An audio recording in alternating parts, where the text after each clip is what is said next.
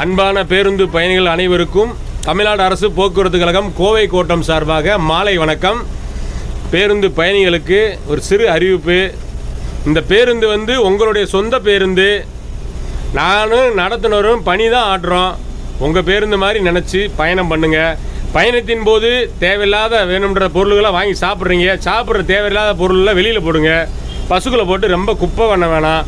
இது உங்களை பொறுத்த வரைக்கும் பேருந்து, எனக்கும் நடத்துனரை பொறுத்த வரைக்கும் இது சாமி. செய்யும் தொழிலே தெய்வம் இருக்காங்க. அப்பேற்பட்ட தெய்வத்தில் நாங்கள் பணியாற்றுறோம். எங்களுக்கு கொஞ்சம் கோஆப்ரேட் பண்ணுங்கள்.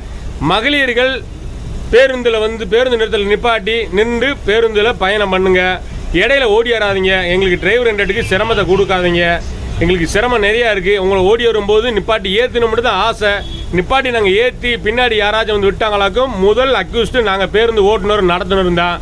இந்த மாதிரி சிரமமெல்லாம் இருக்குது. ரெண்டாவது, ஆண்கள் அண்ணங்கிட்ட பணம் இல்லாத பரிவர்த்தனை இருக்குன்னு பார்த்துக்குங்க. பணம் நீங்கள் 8 ரூபா 7 ரூபா சில்லறைலாம் கொடுக்க வேணாம்.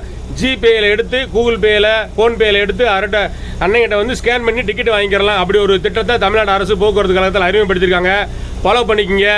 ரெண்டாவது, உங்கள் வீட்டு பிள்ளைகிட்ட பசங்கக்கிட்ட சொல்லி விடுங்க.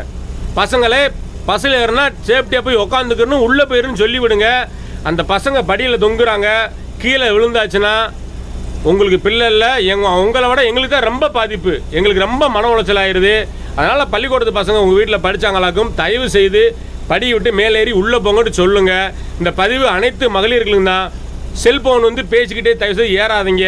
உங்களை நம்பி குடும்பம் இருக்குது. உங்களை பாதுகாப்பாக சேஃப்டியாக ஏற்றி இறக்குறது தான் எங்களுடைய வேலை. அதனால் முடிஞ்ச வரைக்கும் ஃபாலோ பண்ணுங்கள். பேருந்தில் பேருந்து நிறுத்தத்தை நிறுத்தி பஸ்ஸில் ஏறி பயணம் பண்ணுங்கள்.